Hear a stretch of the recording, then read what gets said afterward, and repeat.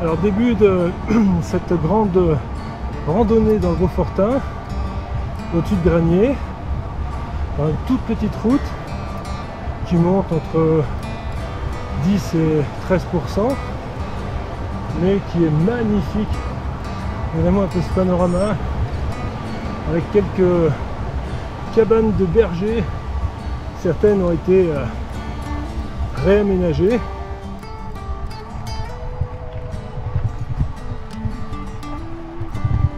Voilà, on arrive à la fin de la route goudronnée, on est à 1930 mètres d'altitude exactement.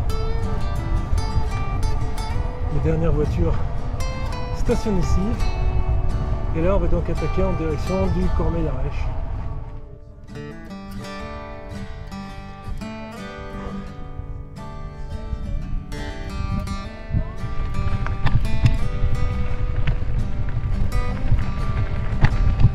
Voilà, j'ai même passé le Cormeilles-l'Ardèche à 2100 mètres d'altitude.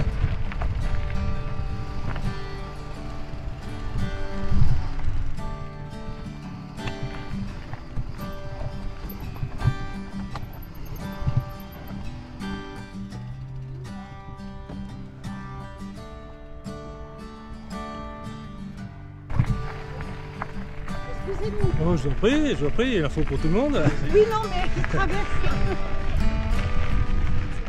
Bonjour.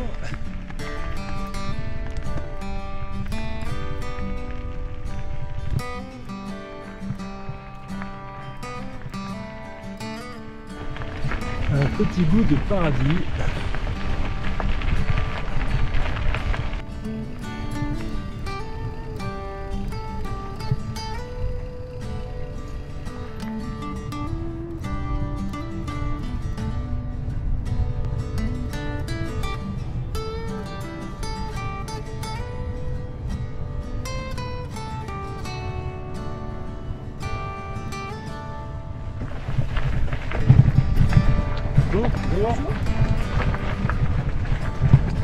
Donc là je suis sur un chemin interdit à la circulation par ce gentil préfet de Savoie, une nouvelle fois, parce qu'il y a des risques de chute de pierre, comme partout en montagne je dirais.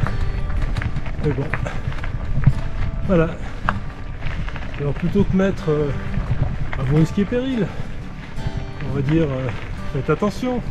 Soyez prudent ou danger, il peut y avoir des chutes de pierre de temps en temps. Donc voyez si vous voulez y aller ou non. Là, on interdit. Et on prive les gens de ce panorama somptueux, magnifique.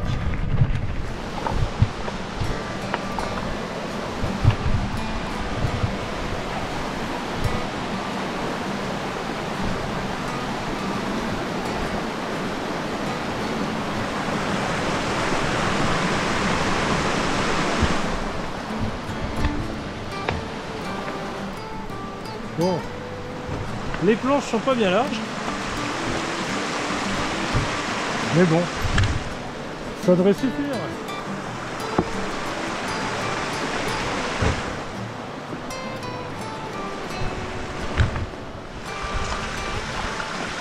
Bon, ben là il n'y a plus de planches. Parce que là, comme dirait Carrière, c'est de l'escalade à vélo.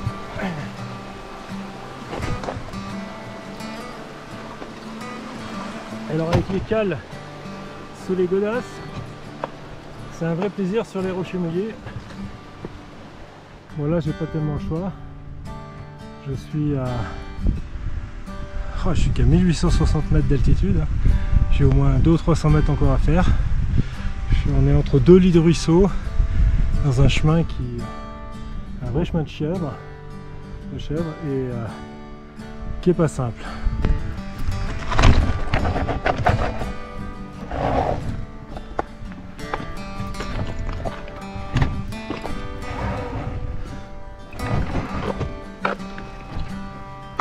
Si le vélo était moins lourd, je le mettrais sur le dos, mais là quand même je suis à 27 kg à peu près.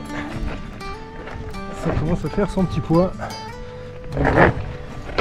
C'est un peu difficile. Ah, une marque jaune.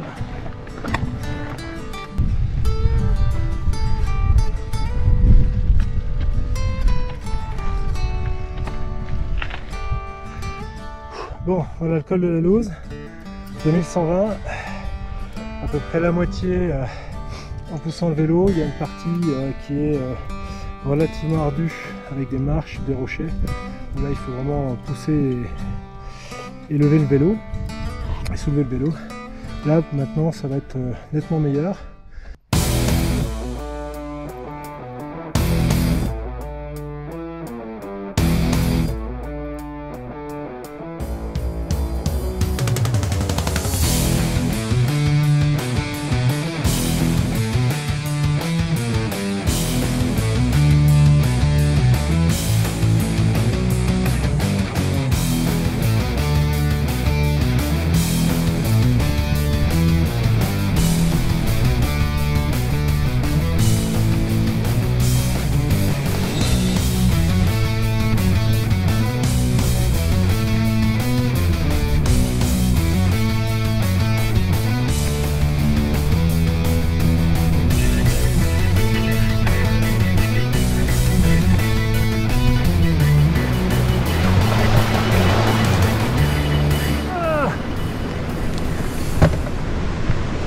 J'ai les pieds tout mouillés.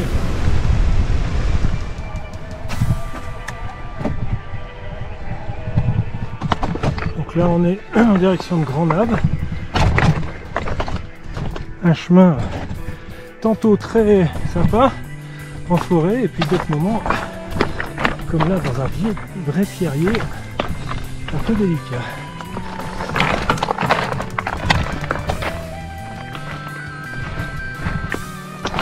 Et alors en plus, c'est dingue, parce qu'il y a plein d'orties sur les côtés, ça pique les jambes. Bon, voilà. Enfant, saute mouton. Après on va dire, ouais, t'abîmes ta peinture. Ah.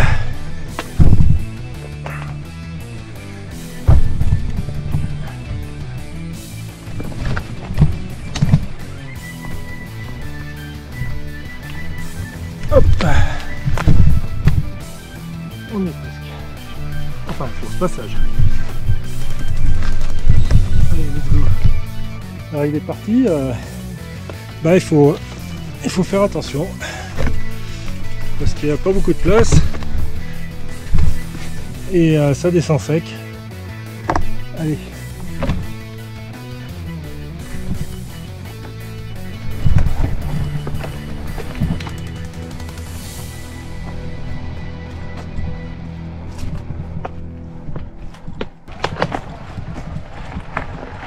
Il y a des parties où on peut un peu rouler.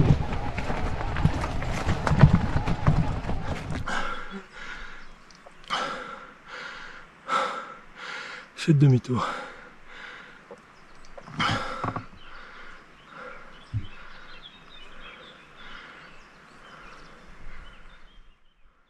Alors là les amis, l'aventure s'arrête pratiquement ici.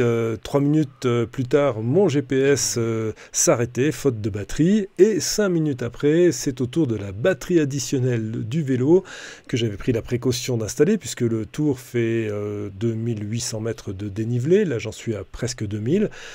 Et cette batterie additionnelle a totalement refusé de fonctionner. Alors je ne sais pas encore exactement pourquoi, donc il a fallu que je m'arrête là. J'étais 300 mètres en dessous du refuge du Nant-du-Beurre, donc il ne me restait pas grand-chose. Ensuite, il fallait que je rejoigne le Cormet d'Arèche et redescendre sur le Granier.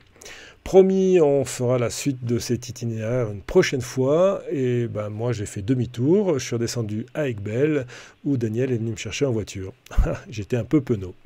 Allez, à très très bientôt pour de nouvelles aventures en VTT, en ski et avec plein d'autres engins. Ciao!